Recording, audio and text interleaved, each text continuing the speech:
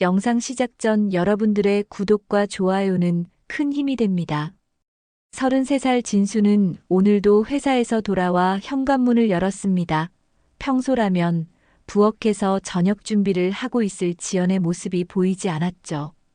거실 소파에 앉아 스마트폰을 들여다보고 있는 아내의 뒷모습만이 눈에 들어왔습니다. 여보 나왔어 하고 인사를 건네자 지연이 고개를 돌렸습니다.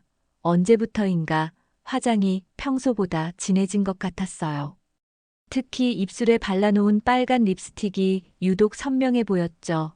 결혼 1년이 지나면서 집에서는 거의 민낯으로 지내던 지연이었는데 최근 들어서는 집 안에서도 화장을 하고 있는 일이 많았습니다.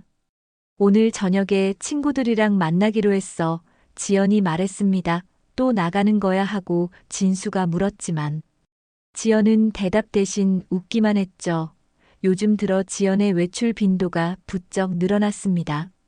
일주일에 서너 번은 저녁 시간에 나가서 늦게 들어오곤 했어요. 처음에는 결혼 생활에 적응하느라 스트레스를 받아서 친구들과 시간을 보내고 싶어 하는 것 같았습니다. 진수도 이해할 수 있었죠. 하지만 시간이 지날수록 뭔가 이상하다는 생각이 들기 시작했어요.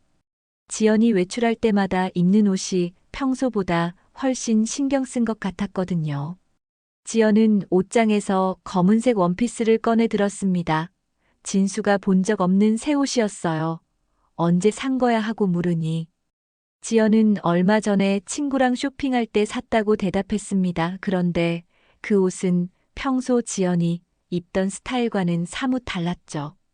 몸매가 드러나는 타이트한 핏에 목선도 많이 파인 디자인이었습니다. 화장실에서 머리를 손질하고 나온 지연의 모습을 보니 진수는 말문이 막혔습니다. 마치 데이트를 나가는 사람 같았어요. 웨이브를 넣어 볼륨감 있게 만든 머리카락에 진한 아이 메이크업까지 더해지니 완전히 다른 사람 같았죠. 그냥 친구 만나러 가는 건데 이렇게까지 꾸밀 필요가 있나 싶었습니다. 어디서 만나는데 하고 진수가 물었습니다. 지연은 강남 쪽이라고 대답했죠. 구체적인 장소는 말하지 않았어요. 몇 시에 들어올 거야 하고. 다시 물으니 지연은 늦어도 11시쯤에는 들어오겠다고 했습니다. 지연이 나간 후 진수는 혼자 남은 집에서 배달 음식을 시켜 먹었습니다. 평소에는 지연이 차려주는 저녁을 함께 먹곤 했는데 요즘은 혼자 먹는 일이 잦아졌어요. 텔레비전을 틀어놓고 있었지만 내용이 머리에 들어오지 않았습니다. 자꾸만 지연의 모습이 떠올랐죠.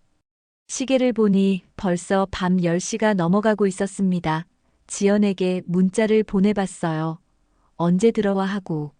물었더니 1시간 뒤에 답장이 왔습니다. 조금 늦어질 것 같아 미안해 라는 내용이었죠. 평소 같으면 바로 답장을 보내던 지연이 1시간이나 지나서 답한 것도 이상했습니다. 밤 12시가 넘어서야 지연이 집에 돌아왔습니다. 현관문 열리는 소리에 진수가 나가보니 지연의 얼굴이 상기되어 있었어요. 술 마셨어 하고 물으니 조금 마셨다고 대답했습니다. 그런데 지연에게서 나는 향수 냄새가 평소와 달랐죠. 언제부터인가 지연이 뿌리고 다니는 향수가 바뀐 것 같았어요. 다음 날 아침 지연은 평소보다 늦게 일어났습니다. 어젯밤 늦게 들어와서 그런지 피곤해 보였어요. 진수가 커피를 내려주니 고맙다고 하면서도 어딘지 모르게 멍한 표정이었습니다. 무슨 생각을 하고 있는지 알 수 없었죠. 회사에 출근한 진수는 업무에 집중하려 했지만 자꾸만 지연 생각이 났습니다. 최근 들어 아내의 행동이 예전과 많이 달라진 것 같았어요. 외출이 잦아진 것도 그렇고 옷차림이나 화장도 신경을 많이 쓰는 것 같았습니다. 혹시 무슨 일이 있는 건 아닐까 하는 생각이 들기 시작했죠. 진수의 머릿속에는 3달 전에 있었던 가족 모임이 떠올랐습니다. 추석을 맞아 친척들이 모두 모인 자리였죠. 오랜만에 보는 얼굴들이 많았는데 그 중에서도 사촌형 강민의 모습이 특히 인상적이었어요. 몇 년 만에 본 강민은 예전과는 완전히 달라 보였습니다. 강민은 진수보다 5살 위였고 어릴 때부터 잘생기기로 소문났던 형이었어요. 하지만 사업 실패로 한동안 힘든 시기를 보내면서 살이 많이 빠지고 초췌해져 있었습니다. 그런데 그날 모임에서 본 강민은 몰라보게 달라져 있었죠. 체중도 다시 늘고 옷차림도 깔끔하게 정돈되어 있었습니다. 요즘 사업이 잘 풀리고 있다며 강민이 밝게 웃었습니다. 인테리어 관련 사업을 새로 시작했는데 생각보다 반응이 좋다고 했어요. 자신감 넘치는 표정으로 이야기하는 강민의 모습에서 예전의 여유로운 모습이 다시 보였습니다. 진수도 형이 다시 일어선 것 같아서 기뻤죠. 그런데 그날 지연이 강민에게 보인 반응이 조금 이상했습니다. 처음 만나는 사이라서 어색할 법도 한데. 지연은 강민과 자연스럽게 대화를 나누었어요. 강민도 지연에게 특별히 관심을 보이는 것 같았습니다. 사업 이야기를 할 때도 지연 쪽을 자주 바라보며 설명했죠. 모임이 진행되는 동안 진수는 다른 친척들과 이야기를 나누느라 바빴습니다. 오랜만에 보는 고모들과 삼촌들이 안부를 묻고 결혼 생활은 어떤지 궁금해했어요. 지연도 처음 보는 친척들에게 인사를 드리느라 정신없어 보였습니다. 하지만 유독 강민과 이야기할 때만은 편안한 표정이었죠. 식사 시간이 되자 모든 가족들이 한 테이블에 둘러 앉았습니다. 강민은 지연 옆자리에 앉게 되었어요. 우연인지 의도적인지는 모르겠지만 둘이 나누는 대화가 점점 많아졌습니다. 강민이 지연에게 음식을 권하고 지연이 고맙다며 웃는 모습이 자연스러워 보였어요. 진수는 그때만 해도 별다른 의심을 하지 않았습니다. 강민이 매력적인 남자라는 건 알고 있었지만 설마 갓 결혼한 지연이 다른 남자에게 관심을 보일 거라고는 생각하지 못했어요. 더욱이 상대가 자신의 사촌형이라는 점에서 전혀 경계하지 않았습니다. 모임이 끝나갈 무렵 강민이 지연에게 명함을 건네는 모습을 진수가 봤습니다. 인테리어 일하시는 분. 아시면 언제든지 연락 달라고 하더군요. 지연도 고맙다며 명함을 받아들었습니다. 그저 예의상 주고받는 인사 정도로 여겼죠. 집으로 돌아오는 길에 지연이 말했습니다. 진수 사촌형 정말 멋있으시네요. 사업도 잘 되시는 것 같고. 말씀도 재미있게 하시고요. 진수는 원래 매력적인 형이라고 대답했습니다. 어릴 때부터 주변에서 인기가 많았다고 덧붙였어요. 그런데 그 이후로 지연의 행동에 미묘한 변화가 생기기 시작했습니다. 스마트폰을 더 자주 들여다보게 되었고, 문자가 오면 은근슬쩍 화면을 가리며 확인했어요. 진수가 옆에 있을 때는 휴대폰을 뒤집어 놓고 있는 일이 많아졌습니다. 처음에는 친구들과의 연락이 늘어난 건가 싶었습니다. 결혼 후에 소원해졌던 친구들과 다시 연락을 주고받는 것 같았어요. 하지만 지연이 휴대폰을 보며 짓는 미소가 예전과는 달라 보였습니다. 뭔가 설레는 듯한 표정이었죠. 강민도 그 이후로 가끔씩 진수에게 안부 문자를 보내왔습니다. 지연은 잘 지내냐고 물어보기도 했어요. 형수라고 부르며. 안부를 전해달라고 하는 강민의 메시지를 보면서도 진수는 단순한 예의로만 받아들였습니다. 그로부터 한 달이 지나면서 지연의 외출 패턴이 더욱 뚜렷해졌습니다. 처음에는 일주일에 2~3번 정도였던 외출이 이제는 거의 매일같이 이어졌어요. 그것도 저녁 시간대에 집중되어 있었습니다. 진수가 퇴근해서 집에 돌아올 시간이면 지연은 이미 외출 준비를 마친 상태였죠. 오늘도 지연은 화장대 앞에 앉아 정성스럽게 메이크업을 하고 있었습니다. 평소보다 훨씬 진한 화장이었어요. 아이섀도도 어둡게 칠하고 립스틱도 선명한 빨간색을 발랐습니다. 마치 중요한 약속이라도 있는 것처럼 신경을 쓰는 모습이었죠. 몇 시에 들어올 거야 하고 진수가 물었습니다. 지연은 거울을 보며 머리를 만지작거리면서 늦어질 수도 있다고 대답했습니다. 요즘 들어 지연이 집에 돌아오는 시간이 점점 늦어지고 있었어요. 예전에는 11시 정도면 들어왔는데, 이제는 새벽 1시가 넘어서 들어오는 일이 잦아졌습니다. 지연이 나간 후 진수는 빨래를 정리하려고 세탁기에서 옷들을 꺼내고 있었습니다. 그런데 지연의 속옷 중에 평소에 보지 못했던 것들이 섞여 있었어요. 레이스가 달린 화려한 디자인의 속옷들이었습니다. 결혼 전에도 지연은 소박한 스타일을 선호했는데 언제부터 이런 속옷을 입게 된 건지 의아했죠. 욕실에 들어간 진수는 세면대 위에 놓인 향수병을 발견했습니다. 평소 지연이 사용하던 향수와는 전혀 다른 브랜드였어요. 병을 들어 냄새를 맡아보니 달콤하면서도 농밀한 향이 났습니다. 언제 새로 산 건지 물어볼까 하다가 그만두었어요. 괜히 의심스러운 모습을 보이고 싶지 않았거든요. 며칠 후 진수는 지연의 휴대폰이 거실 테이블 위에 놓여 있는 것을 봤습니다. 지연이 샤워를 하러 들어간 사이였어요. 평소라면 절대 들여다보지 않았을 텐데. 요즘 들어 계속 신경이 쓰여서 슬쩍 화면을 확인해 봤습니다. 하지만 메시지 앱을 열어보니 대화 내용이 거의 없었어요. 이상했습니다. 지연이 그렇게 자주 휴대폰을 들여다보고 있었는데 메시지 기록이 이렇게 적을 리가 없었거든요. 분명히 누군가와 자주 연락을 주고받고 있는 것 같았는데 대화 내용들이 모두 삭제되어 있었습니다. 친구들과의 대화도 며칠 전 것들만 남아 있었죠. 진수는 점점 더 의심스러워졌습니다. 지연이 의도적으로 메시지 기록을 지우고 있다는 생각이 들었어요. 만약 정말 친구들과만 연락을 주고받는 거라면 굳이 대화 내용을 삭제할 이유가 없었습니다. 혹시 숨기고 싶은 내용이 있는 건 아닐까 하는 생각이 머릿속을 맴돌았죠. 다음 날 진수는 지연이 외출할 때 어디로 가는지 확인해 보기로 마음먹었습니다. 요즘 지연이 자주 간다는 강남 지역이 구체적으로 어디인지 궁금했어요. 혹시 정말 친구들과 만나는 건지 아니면 다른 목적이 있는 건지 알고 싶었습니다. 인터넷에서 휴대폰 위치 추적 앱에 대해 검색해 봤습니다. 부부간에 서로 위치를 공유하는 것은 요즘 흔한 일이라고 나와 있었어요. 안전을 위해서라는 명목으로 설치하는 사람들이 많다고 했습니다. 진수는 망설이다가 결국 앱을 다운받았죠. 저녁에 지연이 또 외출 준비를 하고 있을 때 진수가 말했습니다. 요즘 세상이 무라니까. 안전을 위해서 위치 공유 앱을 설치하자고 했어요.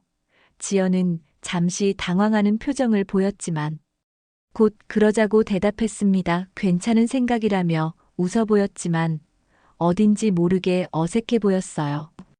앱을 설치한 후 진수는 지연의 움직임을 실시간으로 확인할 수 있게 되었습니다. 지연이 외출한 그날 밤. 진수는 휴대폰 화면을 통해 지연의 위치를 지켜봤어요. 지연이 말한 대로 강남 지역으로 향하는 것은 맞았습니다. 하지만 구체적인 장소가 어디인지는 아직 알 수 없었죠. 며칠 후 금요일 저녁 지연이 또다시 외출 준비를 하고 있었습니다. 이번에는 평소보다 더욱 정성스럽게 꾸미고 있었어요. 새로 산 듯한 베이지색 코트를 입고 목에는 진주 목걸이를 걸었습니다. 진수가 본 적 없는 액세서리였죠. 언제 산 거냐고 묻고 싶었지만 참았습니다. 오늘은 친구 생일이라서 좀 늦어질 것 같아 지연이 말했습니다. 그러면서 진수에게 키스를 하려고 다가왔어요. 하지만 진수는 자연스럽게 피하며 조심해서 다녀오라고만 했습니다. 지연의 입술에서 평소와 다른 립스틱 냄새가 났거든요.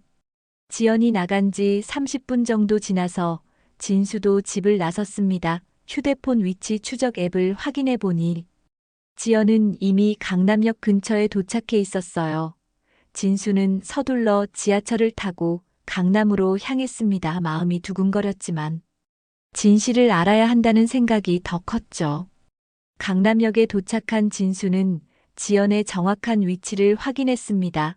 테헤란로의 한 오피스 건물 근처에 있었어요. 진수는 그 건물 주변을 둘러보며 지연을 찾았습니다. 하지만 이미 어둠이 내린 상태라 사람들을 구분하기가 쉽지 않았어요. 1시간 정도 기다리고 있는데 익숙한 차량이 눈에 들어왔습니다. 강민이 타고 다니는 검은색 세단이었어요. 진수는 깜짝 놀랐습니다. 설마 하는 마음으로 차량을 지켜보고 있는데 정말로 강민이 운전석에서 내렸습니다. 그리고 조금 뒤 조수석에서 지연이 내렸죠. 진수는 믿을 수가 없었습니다. 지연이 친구 생일이라고 했는데 강민과 함께 있다니요. 두 사람은 자연스럽게 나란히 걸어가기 시작했어요. 진수는 멀찍이 떨어져서 뒤를 따랐습니다. 심장이 마구 뛰었지만 끝까지 확인해야 한다고 생각했죠. 강민과 지연은 근처의 고급 브런치 카페로 들어갔습니다. 진수는 카페 밖에서 유리창 너머로 두 사람의 모습을 지켜봤어요. 창가 자리에 앉은 두 사람이 마주보며 이야기를 나누고 있었습니다. 지연이 웃으며 강민의 손을 잡는 모습까지 보였죠. 진수는 휴대폰으로 그 장면을 촬영하기 시작했습니다. 손이 떨려서 화면이 흔들렸지만 어떻게든 증거를 남겨야 한다고 생각했어요. 두 사람이 서로를 바라보는 눈빛이 단순한 사이가 아님을 보여주고 있었습니다. 특히 지연의 표정이 집에서 보던 것과는 완전히 달랐어요. 1시간 정도 지나자 두 사람이 카페에서 나왔습니다. 진수는 재빨리 몸을 숨기며 이들의 행동을 계속 지켜봤어요. 강민과 지연은 다시 차에 올라탔고 이번에는 다른 곳으로 향했습니다. 진수는 택시를 잡아 타며 그들을 따라가라고 기사에게 말했죠. 차량은 강남의 한 모텔 앞에 정차했습니다. 진수는 택시에서 내려 조금 떨어진 곳에서 지켜보고 있었어요. 강민과 지연이 차에서 내려 모텔 입구로 향하는 모습을 봤습니다. 두 사람 사이의 거리가 매우 가까웠고 강민이 지연의 어깨에 손을 올리고 있었어요.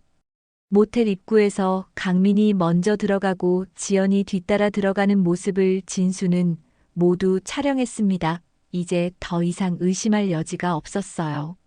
아내가 자신의 사촌형과 불륜을 저지르고 있다는 충격적인 사실을 확인한 순간이었습니다. 진수는 그 자리에 서서 한동안 움직일 수가 없었습니다.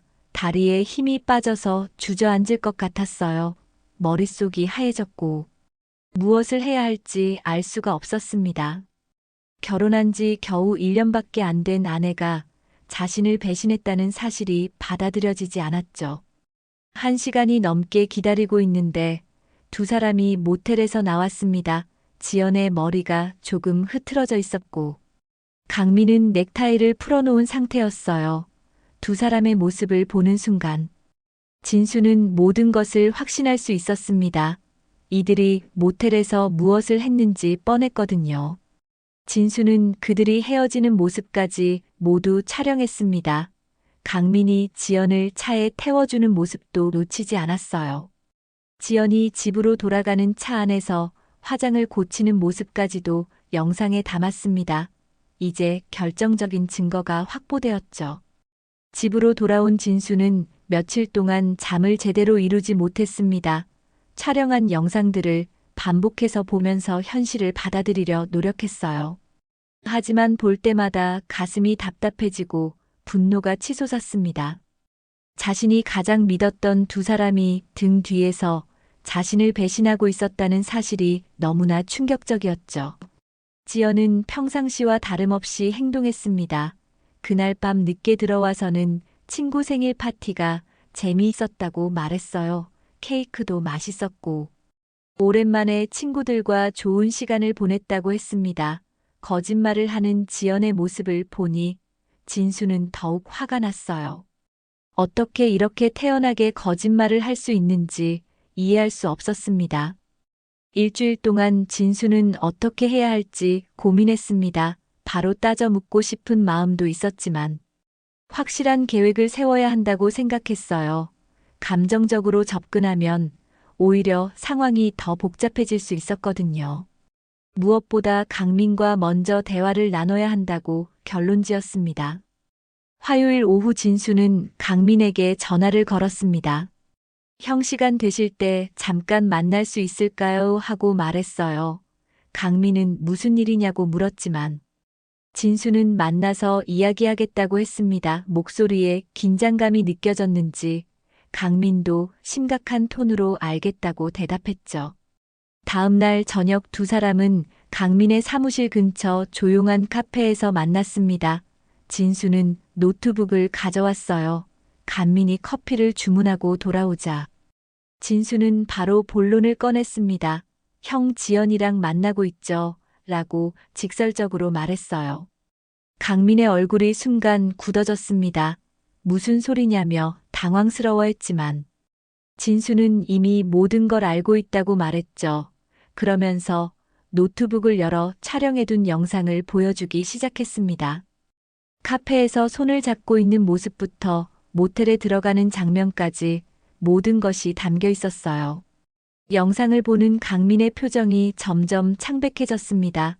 더 이상 부인할 수 없다는 걸 깨달은 것 같았어요. 진수는 조용한 목소리로 말했습니다. 형이 이럴 줄은 몰랐어요. 그렇게 어려울 때도 가족이라고 생각하고 도와드렸는데 이런 식으로 배신하실 줄은 꿈에도 생각 못했습니다. 강민이 변명을 시작했습니다. 처음에는 그냥 안부 인사 정도였다고 했어요. 지연이 결혼 생활에 적응하기 어려워한다며 상담을 요청해서 만나게 되었다고 했습니다. 그런데 만나다 보니 서로에게 감정이 생겼고 어쩔 수 없었다는 식으로 말했죠. 진수는 강민의 말을 끝까지 듣고 난 후 차갑게 말했습니다. 감정이 먼저였다고 해서 용서가 될 것 같습니까? 형은 제 가족이었어요. 제가 가장 믿고 의지했던 사람이었습니다. 그런 형이 제 아내와 그런 관계가 되었다는 게 믿어지지 않네요. 강민이 미안하다며 무릎을 꿇으려 했지만 진수는 일어서면서 말했습니다. 이제 와서 미안하다고 해서 해결될 문제가 아니에요. 형은 제 인생을 완전히 망가뜨렸습니다. 결혼 1년도 안 된 신혼부부의 가정을 파탄내고도 그냥 실수였다고 말씀하시는 건가요? 진수는 더 이상 강민과 대화할 마음이 없었습니다. 집으로 돌아와서는 지연의 부모님께 전화를 드렸어요. 장인어른과 장모님에게 지연의 불륜 사실을 알려드려야 한다고 생각했습니다. 이런 일은 당사자들만의 문제가 아니라 양쪽 가족 모두에게 영향을 미치는 일이었거든요. 장인어른은 처음에는 믿을 수 없다는 반응을 보였습니다. 지연이 그럴 아이가 아니라며 오해가 있는 것 같다고 하셨어요. 하지만 진수가 촬영한 영상을 보여드리자 말문이 막히셨습니다. 장모님은 눈물을 흘리며 어떻게 이런 일이 생겼느냐고 물으셨죠. 그날 밤 지연이 집에 돌아왔을 때 분위기가 심상치 않다는 걸 느꼈을 거예요. 거실에 앉아 있는 진수의 표정이 평소와 달랐거든요. 진수는 지연에게 강민과의 관계에 대해 직접 물어봤습니다. 이제 더 이상 숨길 필요도 없고 숨길 수도 없는 상황이었죠. 지연은 처음에는 강하게 부인했습니다. 그냥 상담을 받은 것뿐이라며 오해라고 주장했어요. 하지만 진수가 촬영한 영상을 보여주자 더 이상 변명할 수 없었습니다.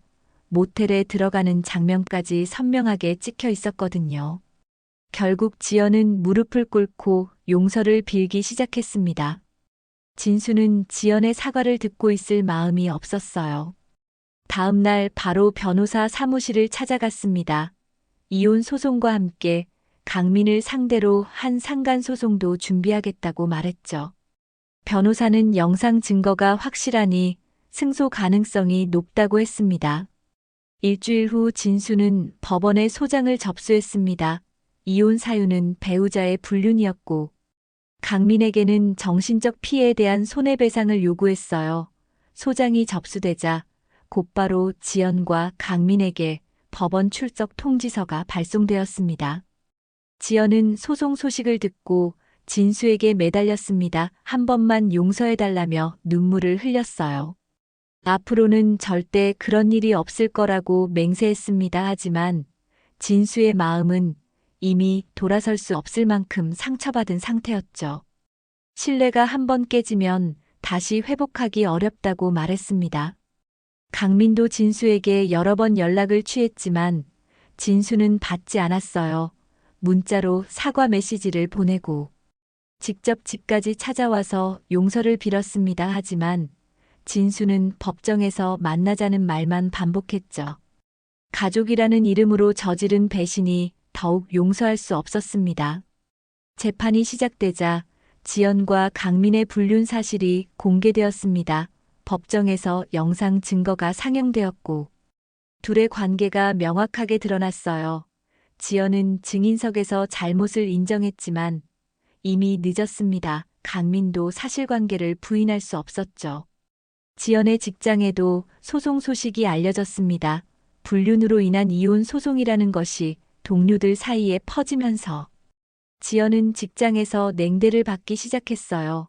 승진에서도 제외되었고 중요한 업무에서 배제되었습니다.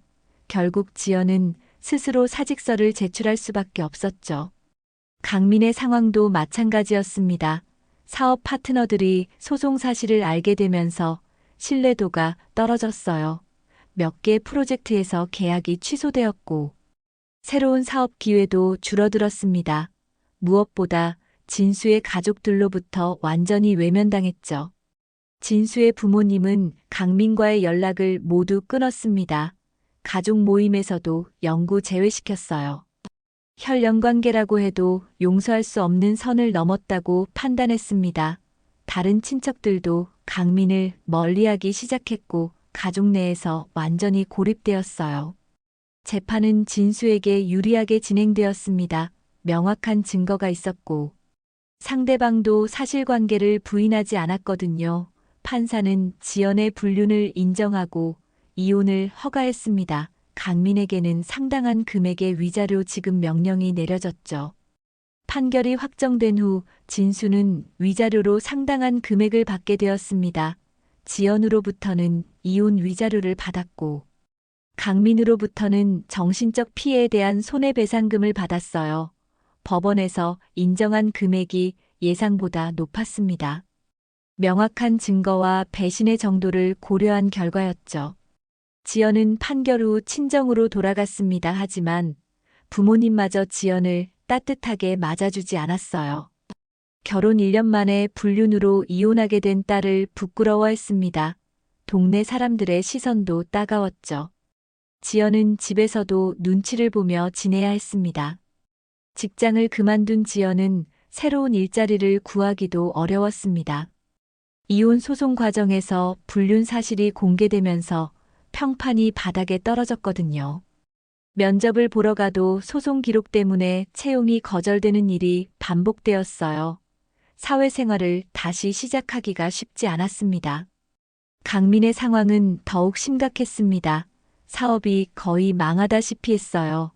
기존 고객들이 계약을 해지했고 새로운 고객을 찾기도 어려웠습니다.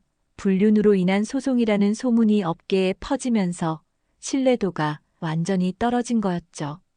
결국 사무실도 정리하고 다른 지역으로 이사를 가야 했습니다. 진수의 가족들은 강민과의 관계를 완전히 단절했습니다. 명절이나 경조사에도 강민을 부르지 않았어요. 강민의 부모님도 아들의 행동을 부끄러워하며 다른 가족들에게 사과했습니다.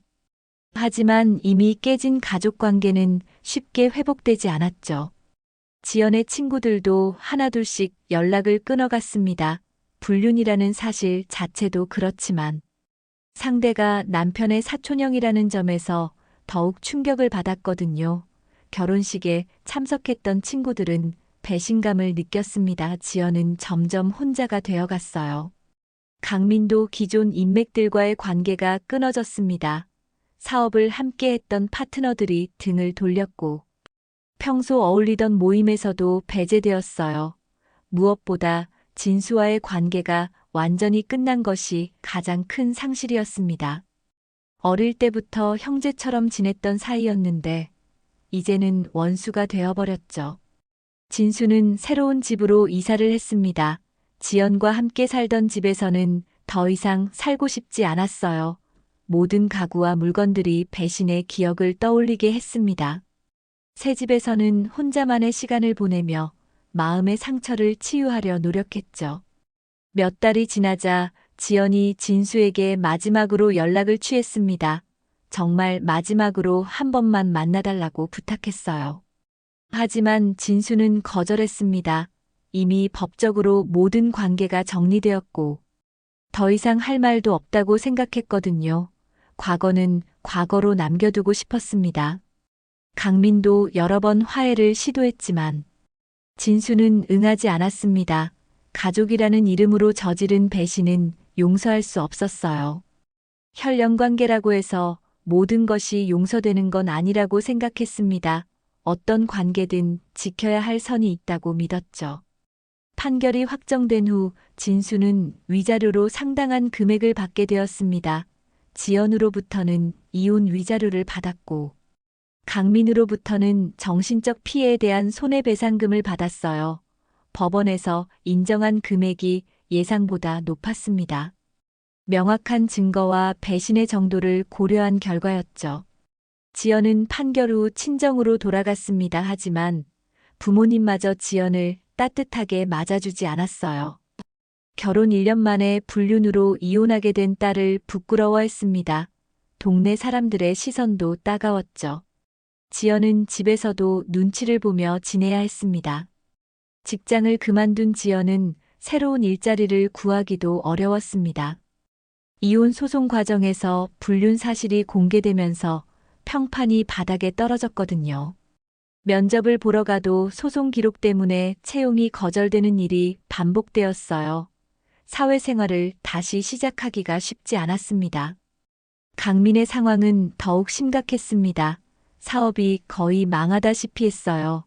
기존 고객들이 계약을 해지했고 새로운 고객을 찾기도 어려웠습니다. 불륜으로 인한 소송이라는 소문이 업계에 퍼지면서 신뢰도가 완전히 떨어진 거였죠. 결국 사무실도 정리하고 다른 지역으로 이사를 가야 했습니다. 진수의 가족들은 강민과의 관계를 완전히 단절했습니다. 명절이나 경조사에도 강민을 부르지 않았어요. 강민의 부모님도 아들의 행동을 부끄러워하며 다른 가족들에게 사과했습니다. 하지만 이미 깨진 가족 관계는 쉽게 회복되지 않았죠. 지연의 친구들도 하나둘씩 연락을 끊어갔습니다. 불륜이라는 사실 자체도 그렇지만 상대가 남편의 사촌형이라는 점에서 더욱 충격을 받았거든요. 결혼식에 참석했던 친구들은 배신감을 느꼈습니다. 지연은 점점 혼자가 되어갔어요. 강민도 기존 인맥들과의 관계가 끊어졌습니다. 사업을 함께 했던 파트너들이 등을 돌렸고 평소 어울리던 모임에서도 배제되었어요. 무엇보다 진수와의 관계가 완전히 끝난 것이 가장 큰 상실이었습니다. 어릴 때부터 형제처럼 지냈던 사이였는데 이제는 원수가 되어버렸죠. 진수는 새로운 집으로 이사를 했습니다. 지연과 함께 살던 집에서는 더 이상 살고 싶지 않았어요. 모든 가구와 물건들이 배신의 기억을 떠올리게 했습니다. 새 집에서는 혼자만의 시간을 보내며 마음의 상처를 치유하려 노력했죠. 몇 달이 지나자 지연이 진수에게 마지막으로 연락을 취했습니다. 정말 마지막으로 한 번만 만나달라고 부탁했어요. 하지만 진수는 거절했습니다. 이미 법적으로 모든 관계가 정리되었고 더 이상 할 말도 없다고 생각했거든요. 과거는 과거로 남겨두고 싶었습니다. 강민도 여러 번 화해를 시도했지만 진수는 응하지 않았습니다. 가족이라는 이름으로 저지른 배신은 용서할 수 없었어요. 혈연 관계라고 해서 모든 것이 용서되는 건 아니라고 생각했습니다. 어떤 관계든 지켜야 할 선이 있다고 믿었죠. 이혼이 확정된 지 6개월이 지나면서 진수는 조금씩 일상을 되찾아가고 있었습니다. 처음에는 분노와 배신감 때문에 잠을 이루지 못하는 날이 많았어요. 하지만 시간이 지나면서 마음의 상처도 서서히 아물어가는 것 같았습니다. 진수는 심리 상담을 받기 시작했습니다. 혼자서 감정을 정리하기에는 너무 힘들었거든요. 상담사는 진수가 겪은 일이 누구에게나 큰 상처가 될 수 있다고 말했습니다. 하지만 시간이 지나면 반드시 회복할 수 있다고 격려해 주었죠. 상담을 받으면서 진수는 자신의 감정을 차근차근 들여다보게 되었습니다. 분노 뒤에 숨어있던 슬픔과 외로움을 인정하게 되었어요. 또한 다른 사람을 지나치게 믿었던 자신의 성향에 대해서도 돌아보게 되었습니다. 앞으로는 좀 더 신중하게 관계를 맺어야겠다고 생각했죠. 새로운 집에서의 생활도 점점 안정되어 갔습니다. 처음에는 혼자 있는 시간이 괴로웠지만 이제는 오히려 편안함을 느끼게 되었어요. 아무도 의심하지 않아도 되고 누구 눈치도 보지 않아도 되는 자유로움이 있었습니다. 혼자만의 시간이 소중하다는 걸 깨달았죠. 진수는 새로운 취미를 찾기 시작했습니다. 주말에는 등산을 다니거나 책을 읽으며 시간을 보냈어요. 요리에도 관심이 생겨서 새로운 레시피를 따라 해보곤 했습니다. 혼자서도 충분히 즐겁고 의미 있는 시간을 보낼 수 있다는 걸 알게 되었어요. 어느 화요일 아침 지하철을 타고 출근하던 중이었습니다. 평소보다 조금 늦은 시간이라 사람이 많지 않았어요. 진수는 창가 자리에 앉아 스마트폰으로 뉴스를 보고 있었습니다. 그때 맞은편에 앉은 여성이 말을 걸어왔죠. 혹시 이 노선 자주 타세요? 하고 그 여성이 물었습니다. 30대 초반 정도로 보이는 단정한 인상의 여성이었어요. 진수는 고개를 들어 그 여성을 바라봤습니다. 요즘엔요, 새로 가야 할 길이 많아서요. 하고 조용히 웃으며 대답했죠. 여성은 자신도 최근에 이사를 와서 이 노선을 타게 되었다고 말했습니다. 서로 몇 마디 대화를 나누다 보니 둘 다 같은 역에서 내린다는 걸 알게 되었어요. 자연스럽게 함께 내려서 역 출구까지 걸어가게 되었습니다. 그 여성은 근처에서 카페를 운영한다고 했습니다. 시간 되실 때 한번 들러보라며 명함을 건네주었어요. 진수는 고맙다며 명함을 받아들었습니다. 오랜만에 누군가와 자연스럽게 대화를 나눈 것 같아서 기분이 좋았죠. 회사에 도착한 진수는 받은 명함을 들여다봤습니다. 깔끔한 디자인의 명함에는 카페 이름과 주소가 적혀 있었어요. 언젠가 시간이 되면 한번 가보는 것도 좋을 것 같다는 생각이 들었습니다. 새로운 만남에 대한 두려움보다는 설렘이 더 컸어요. 진수는 창밖을 바라보며 생각했습니다. 지난 시간들이 힘들었지만 그 덕분에 더 강해진 것 같았어요. 이제는 다른 사람에게 의존하지 않고도 충분히 행복할 수 있다는 자신감이 생겼습니다. 새로운 시작을 할 준비가 되었다고 느꼈죠.